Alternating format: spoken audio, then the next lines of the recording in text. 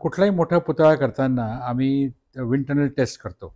Wind tunnel taste हे जे असतं एक प्रक्रिया आहे ज्याच्यामध्ये एक लहान मॉडेल बनवून त्याच्यामध्ये वेगळ्या टाईपचे विंड लोड्स टाकून म्हणजे किती वेगाने वारा येतो ते टाकून त्याच्या स्कल्पचरमध्ये टेस्ट करतात की काय स्ट्रेसेस येतात ते आणि आपण जे स्ट्रक्चर केलेलं आहे त्याच्यामध्ये काय फरक पडतोय ते बघतात.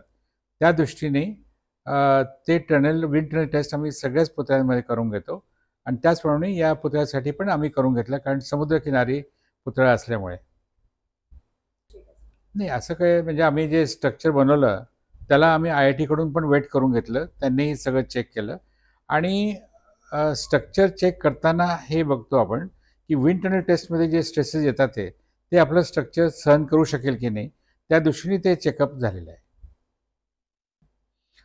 आता आमचा पुतळा पूर्ण लागलं गेला. आता खालचं जे पेडेस्टल आहे त्याच्यावर ग्रॅनाईट लावणं सुरू आहे. त्या दृष्टीने पुतळा तर पूर्ण 100% झाला आहे.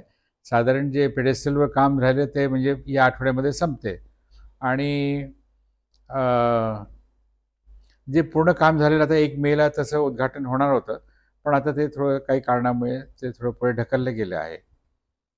याच्यामध्ये एक तर जे ब्रॉन्झ जे आम्ही वापरले आहे ते C903 आहे, जे आपण सरदार पटेलच्या पुतळ्यामध्ये सुद्धा वापरलं आहे आणि आंबेडकर साहेबांचा एक 350 फुटाचा पुतळा होतोय तेही आपणच करतोय. त्याच्यामध्ये पण जे मेटल वापरतोय ते हेच मेटल आहे, ज्याच्यामध्ये 88% कॉपर असतं, 8% टिन असतं आणि 4% झिंक असतं. हे खूप हार्ड मटेरियल असतं आणि जेव्हा हवेचा वेग जास्त असतो तर हे त्याला चांगलं झिरू शकतं.